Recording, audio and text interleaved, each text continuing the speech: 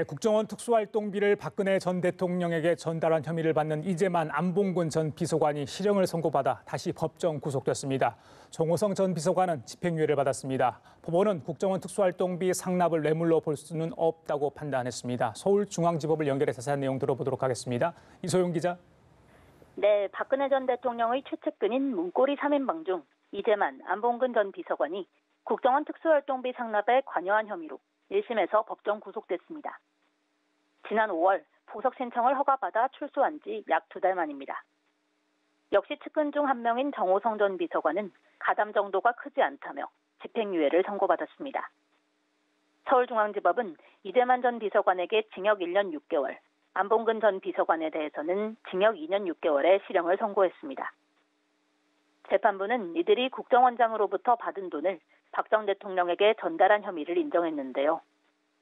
청와대 비서관이자 박 전 대통령을 오랫동안 보좌해온 사람으로서 국정원 활동비를 본 목적과 다르게 사용하면 안 된다는 점을 알면서도 문제 제기 없이 지시를 따랐다고 꾸짖었습니다. 다만 국고 손실에 해당하지 뇌물로는 볼 수 없다며 3인방의 뇌물수수 방조 혐의에 대해서는 무죄를 선고했습니다. 이 기자, 이 국정원 특수활동비 상납이 뇌물이 아니라는 건데 박근혜 전 대통령 재판에 어떤 영향을 미칠까요? 네, 재판부는 국정원장들이 박 전 대통령의 지시를 받아 돈을 준 것이지 현안 해결이나 대가를 바라고 뇌물을 준 것은 아니라고 판단했습니다.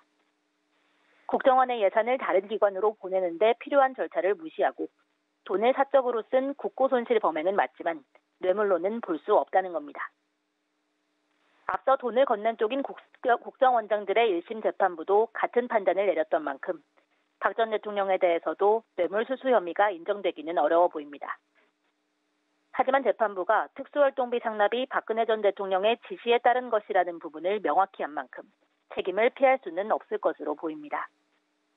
검찰은 박 전 대통령에 대해 징역 12년을 구형한 상태인데요. 선고는 오는 20일 예정돼 있습니다. 지금까지 서울중앙지법에서 연합뉴스TV 이소영입니다.